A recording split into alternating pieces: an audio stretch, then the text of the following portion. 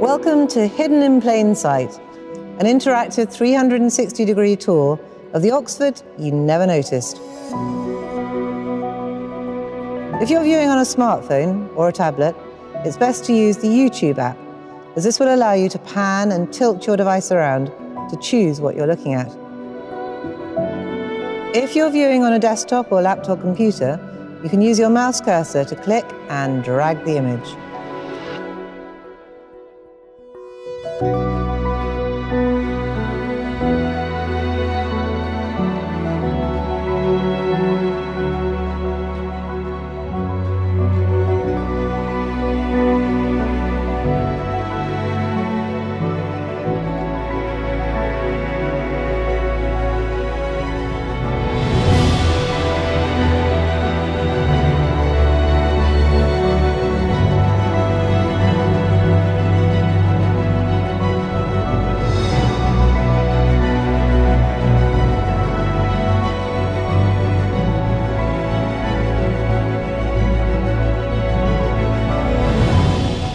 I hope you enjoy the 360 experience, which will begin on Oxford's High Street.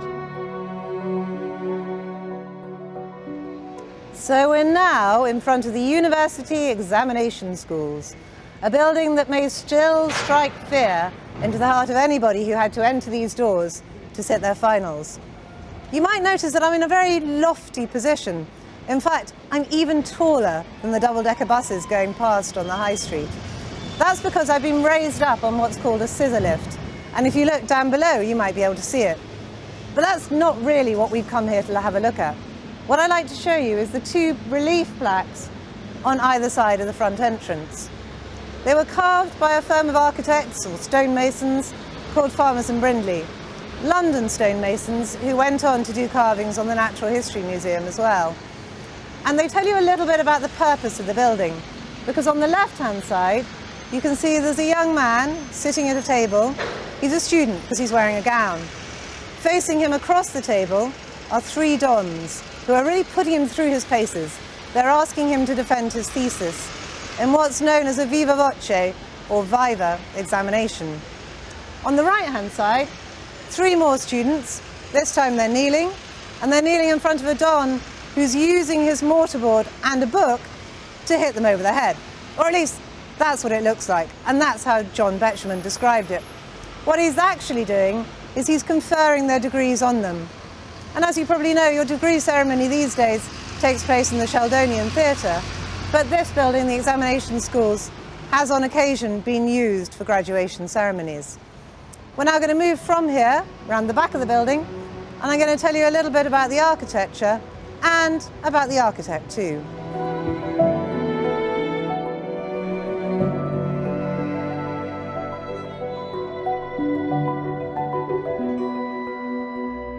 So I'm now even higher, high enough to see the broken tiles on the roof of the Examination Schools, and I'm round the back and almost really on eye level with the pigeons.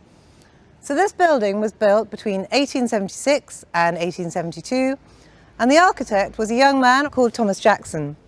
He was really the surprise choice for the job because the style of architecture that he favoured was what hadn't really been seen in Oxford until this point. People had favoured what they called robust Gothic, strong, sensible medieval buildings. And what Jackson favoured was a more Italianised, feminised Gothic, a style that's actually become known as Anglo-Jackson. If you look around you here, you can see it's more ornamental. You could almost say it's Gothic with twiddly bits. When Jackson built this building, it was controversial at the time. And Arthur Evans, who is the keeper of the Ashmolean, bemoaned the impoverishment of the university due to the marble palace of examinations.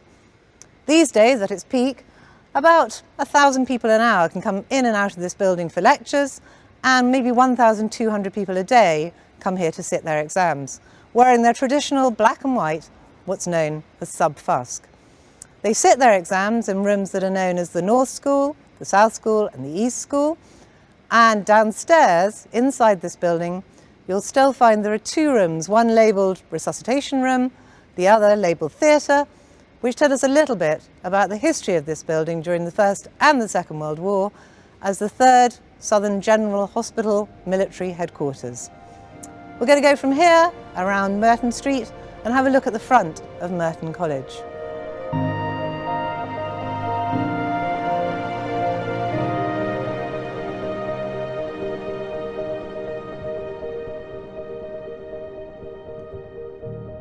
So we're in front of Merton College, the first fully self-governing college in the university. It was founded in 1264 by Walter de Merton. He's the figure standing here on the right-hand side.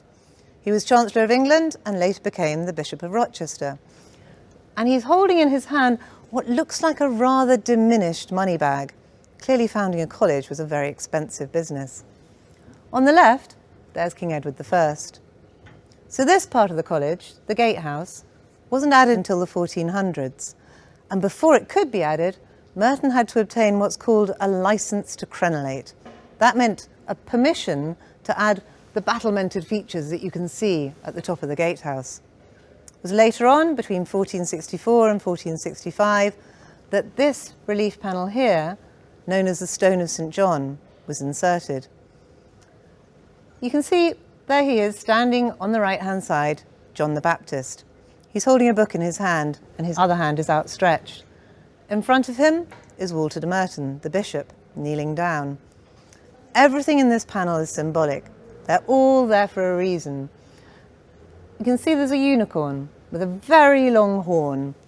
The unicorn is there to represent the incarnation of Christ. Then there's the lion's head, representing the resurrection.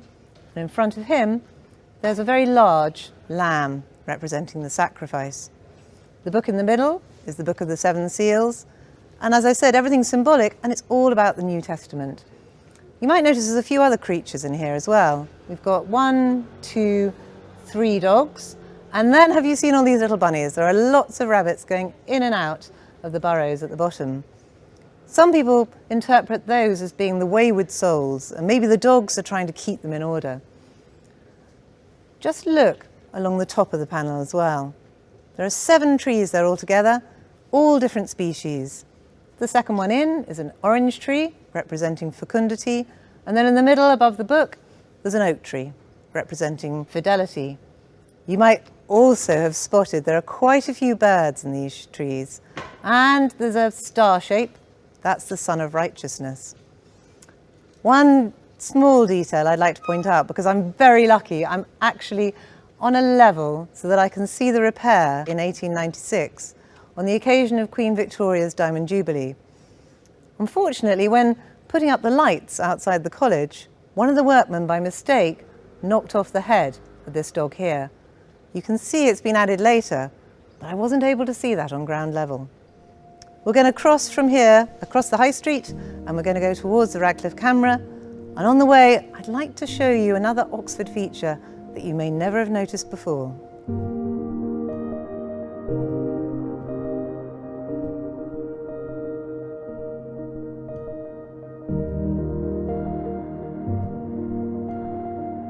So because there's some very noisy scaffolding work going on St Mary's Tower, we've come here to the back of the Divinity School so that I can tell you a little bit about the Narnia doorway.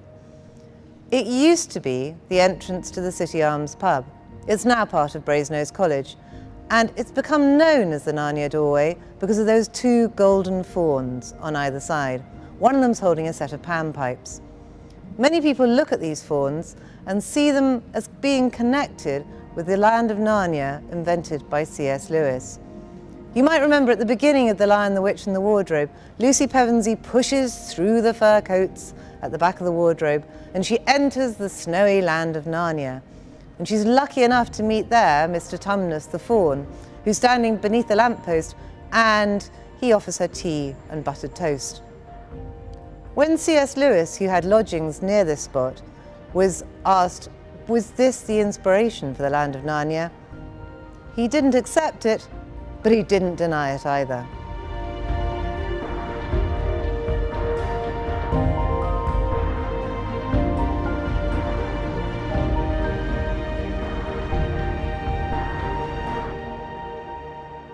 You might recognise where we're standing now, and you might hear in the background there's quite a lot of scaffolding noise because there's people working on the tower of St Mary's Church.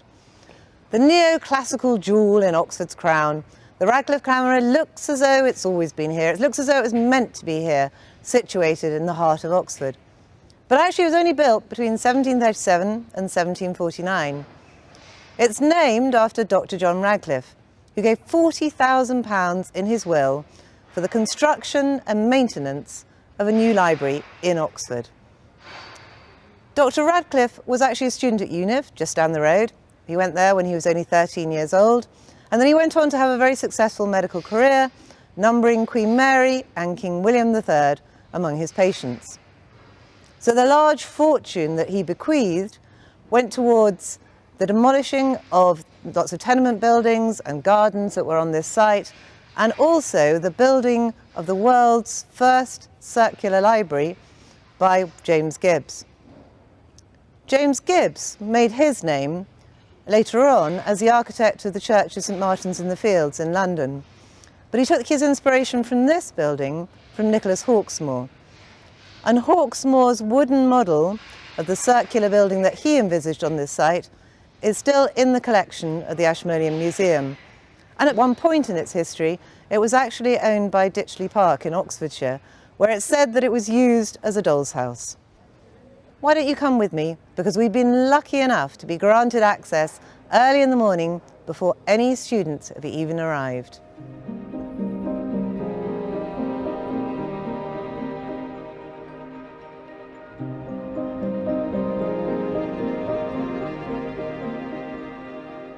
It feels really exciting to be up early on a Monday morning with the sun just rising over Oxford and to be standing beneath this wonderful painted ceiling in the upper reading room. Above the doorway, you'll find a statue of John Radcliffe, the founder, the fundator of this library. Here he is. It was sculpted by a Flemish sculptor called John Michael Rysbach, and you'll see he's made John Radcliffe look like a man of action. He's got one foot forward, he has one leg bent. He's holding towards us what looks like a scroll. Beside him, there's a tree stump, and entwined around the tree stump, there's a serpent, the symbol of Asclepius, the Greek god of healing and medicine, whose attribute is normally seen as a rod entwined with a snake. This library, or this space, since 1945, has been the home of the History Faculty Library. It also contains books relating to art history and education.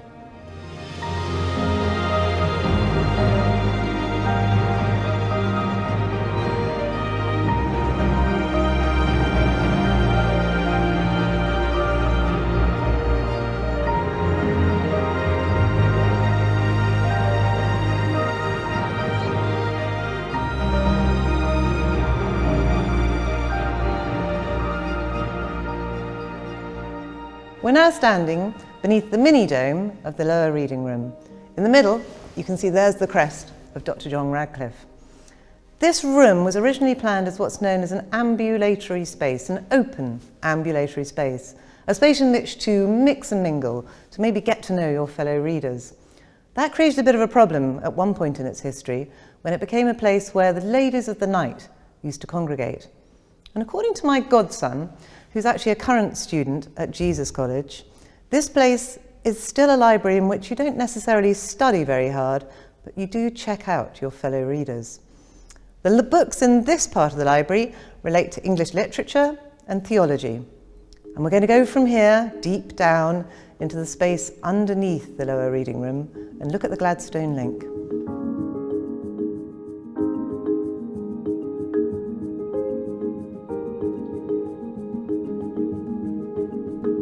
So we're now standing in the upper Gladstone link, with deep beneath the Radcliffe Camera.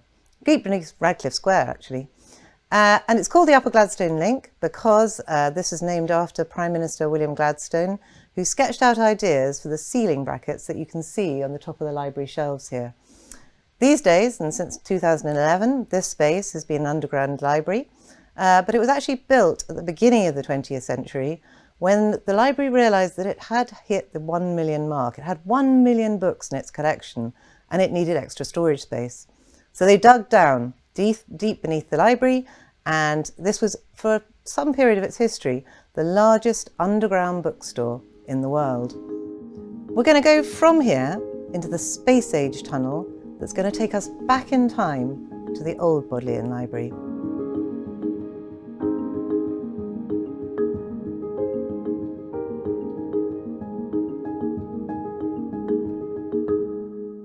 So we just walked up the old wooden staircase and entered this rather dark and incredibly atmospheric space, which is the Duke Humphrey's Library.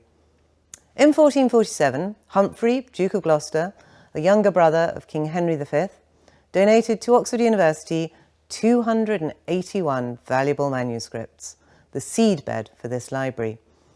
At that point, the university didn't have a space large enough in which to house those manuscripts, and so it had to build one. And it was built above the Divinity School, which was then under construction.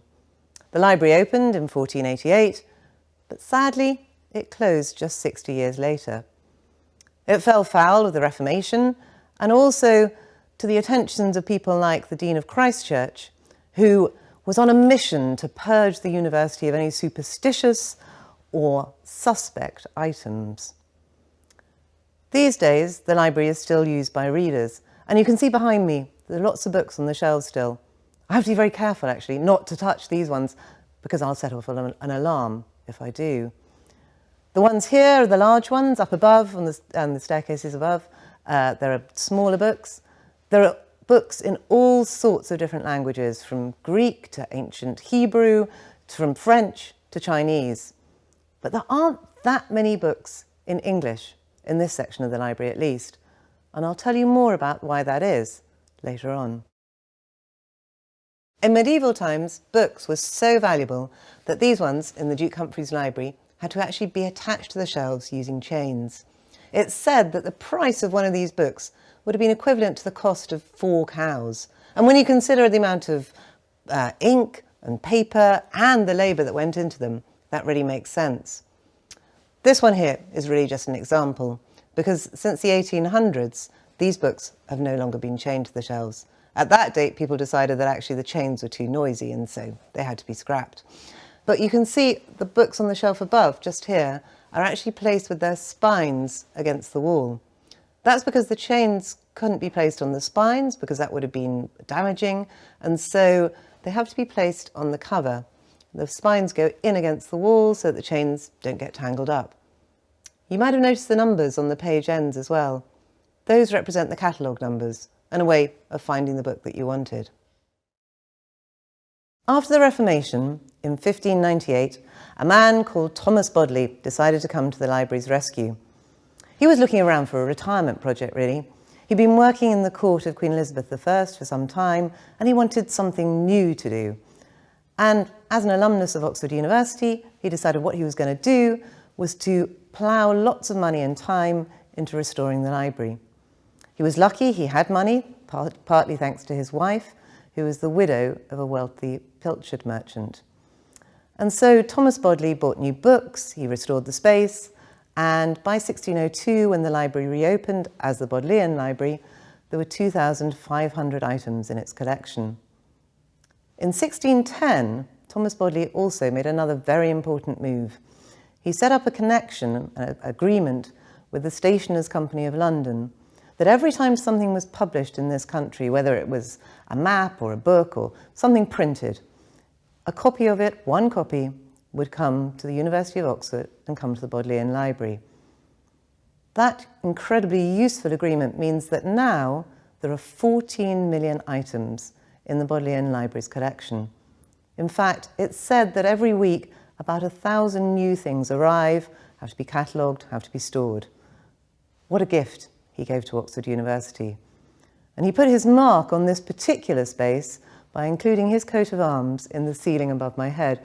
You'll see it repeated many times, and in between, you'll notice there's the coat of arms of Oxford University as well, with the motto, Dominus Illuminatio Mea, the Lord is my light. It's repeated up and down the ceiling in front of me, this wonderful medieval ceiling. And on either side of me, there are portraits of the benefactors and the very important people connected with the library and with the university. So we're now in what's called the Selden end of the Duke Humphrey's Library. This space was added in the 1630s, so it's the most recent addition to this particular bit of the Bodleian Library.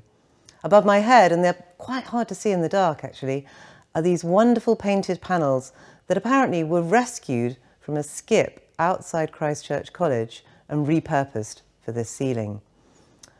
On the shelves next to me, there are books again in all sorts of different languages. As I mentioned earlier, there weren't that many English books in the original Bodleian Library.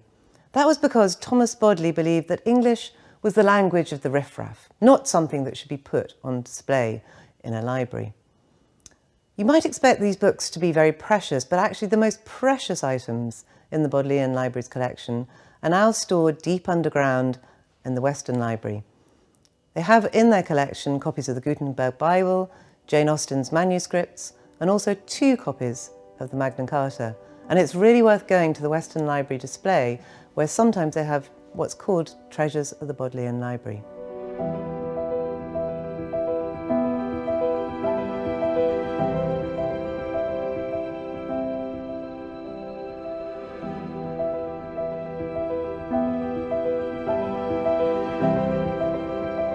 So we're now standing in Convocation House, which was built between 1634 and 1637 as the meeting chamber for Convocation, the university's governing body. It was built here because William Laud, the Chancellor of the University, had decided that Convocation should meet in a designated building rather than the Church of St Mary the Virgin, where they had been meeting until that point. If you look, we've got Jacobean panels on the walls that are original to this building, but the vaulted ceiling above my head was actually added in the 1700s. Behind me, you can see the grand throne where the Chancellor would have sat, and around would be the proctors and the doctors of divinity. One small detail that I'd like to point out is, if you see in the window behind me, and there's another one over here as well, there are 2 rectangular panels surrounded by yellow glass. One of them has a dragonfly, the other has a flower. Those are actually sundials. What's missing is the knob that would have gone in the middle and would have cast a shadow. But you might be able to spot there are Roman numerals around the outside.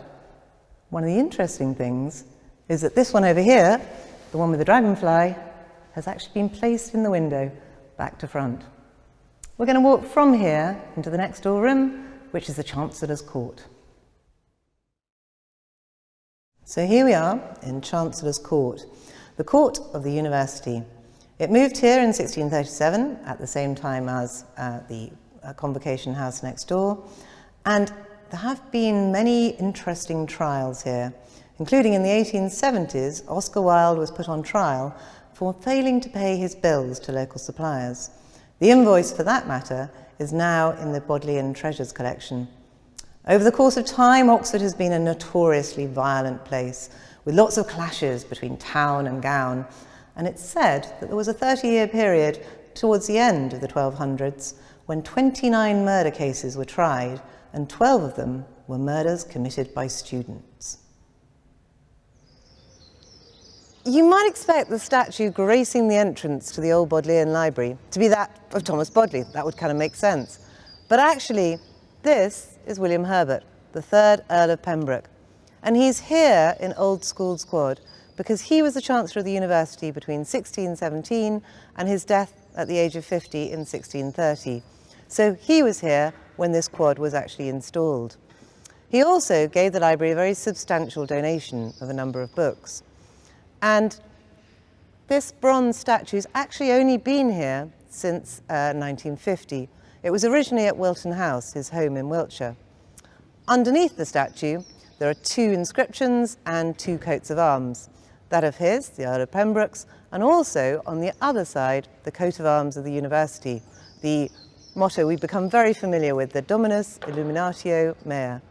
This one has a little bit of a quirky twist to it though, because actually the top right corner of the page has been turned down, and nobody actually knows why. Maybe it was just artist license. There's a door over there, and actually there are doors all around this quad which have 2 heads on either side of them. The one over there, nearest to me, has the head of Duke Humphrey on the left-hand side and Thomas Bodley on the right-hand side.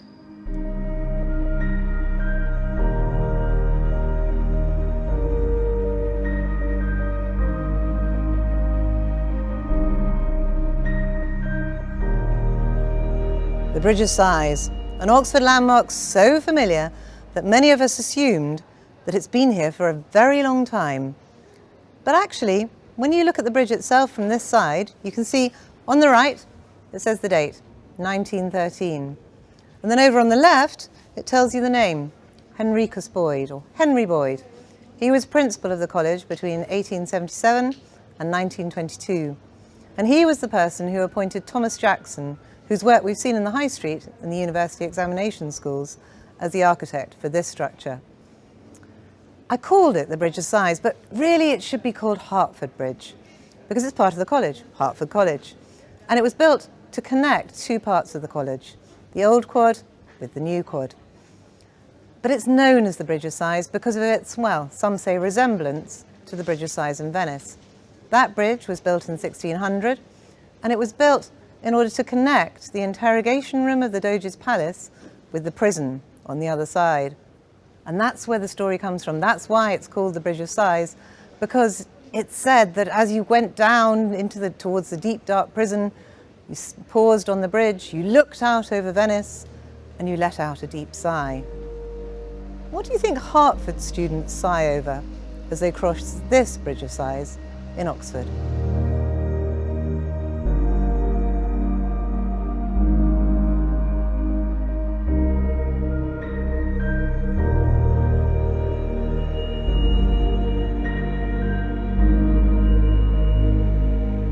The same architects crop up all over Oxford.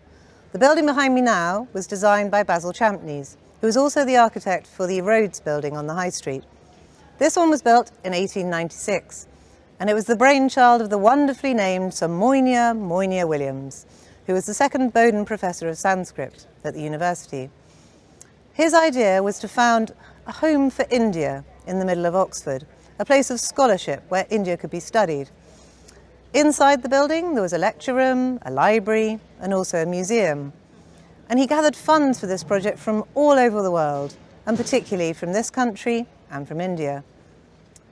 At that time, there weren't many Indian nationals studying in Oxford, so it quickly became really a training ground for the Indian civil service. And sadly, by 1926, the money had run out. And so that museum collection, which by then was really quite a few rather rotting animals, had to be dispersed. It was given to other museums around Oxford, and particularly just to the Pitt Rivers up the road. After that, in 1947, India achieved independence, and so civil servants were no longer trained here. And then, despite much opposition, in 1968, this became the home of the history faculty.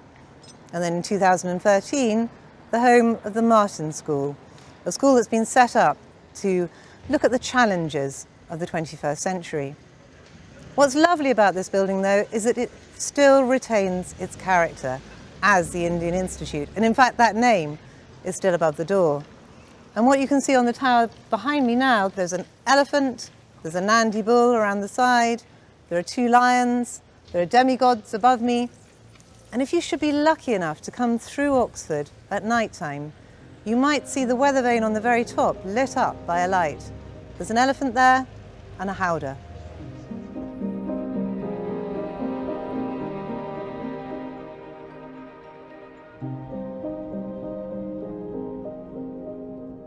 So behind me now is the coat of arms of Sir Giles Gilbert Scott, architect and designer of the red telephone box. You can see his pair of compasses on the right-hand side.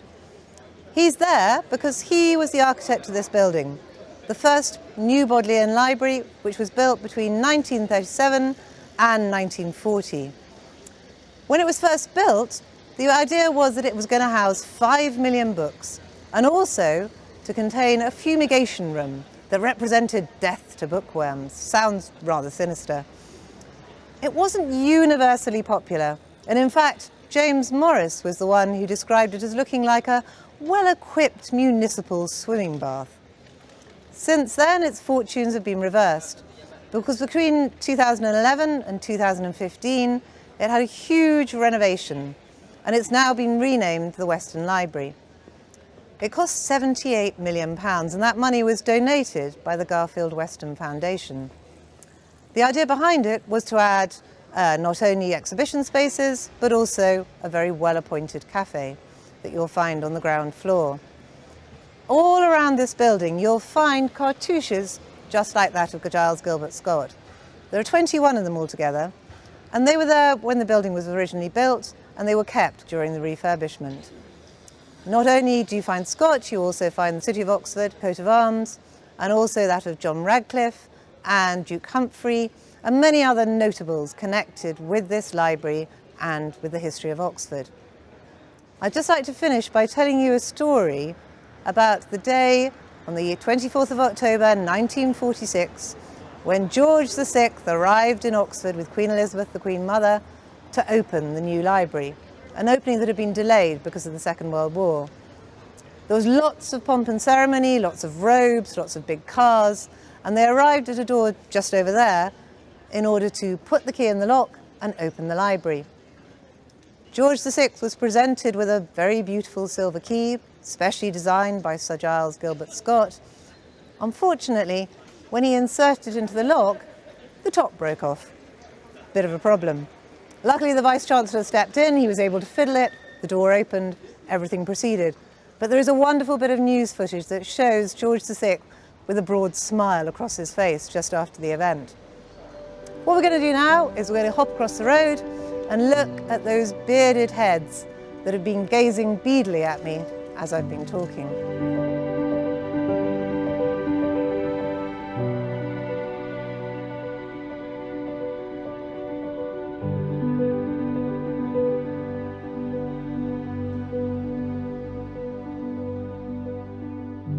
I'm now in the rather unique position of being able to look deep into the eyes of one of the Sheldonian stone heads. These were originally commissioned by Christopher Wren, who was the architect of the Sheldonian Theatre behind, in 1669. And at that point, there were 14 heads altogether. You can see them ranged all the way along here. A few years later, 4 more were added outside what was then the Ashmolean Museum. It's now the History of Science Museum. They're called by some the emperors, other people call them the philosophers. But actually, according to the building accounts, they're described there as being the termains. They mark the terminus, the boundary of the city. You might think, looking at them, that they're very ancient. And actually, they were described by John Betjeman as those mouldering heads outside the Sheldonian. But actually, the heads we're looking at now date only from the 1970s. They were carved by a local stonemason and very colourful character, Michael Black. And replacement was necessary at that point because the 19th century set were in bad disrepair. And actually, that set from the 19th century replaced the original ones from the 1660s that were carved by a stonemason called William Bird. The sooty Oxford air was not good for these stone heads, and there is even a story that actually when the second set were removed, they were put on the back of the lorry, fell off the lorry into the road, and crumbled into dust. There are also all sorts of interesting stories about heads turning up in gardens around Oxford. There's one apparently in Worcester College, and another one in Newnham Courtney. And if you look very carefully, you might be able to spot a bird on the back of one of these heads, a bird that could be said to reference maybe William Bird, stonemason, or maybe Christopher Wren himself. I'm now going to hand you over to the Pitt Rivers Museum to introduce you to a very special exhibition that I'm delighted that we've been able to make part of this film.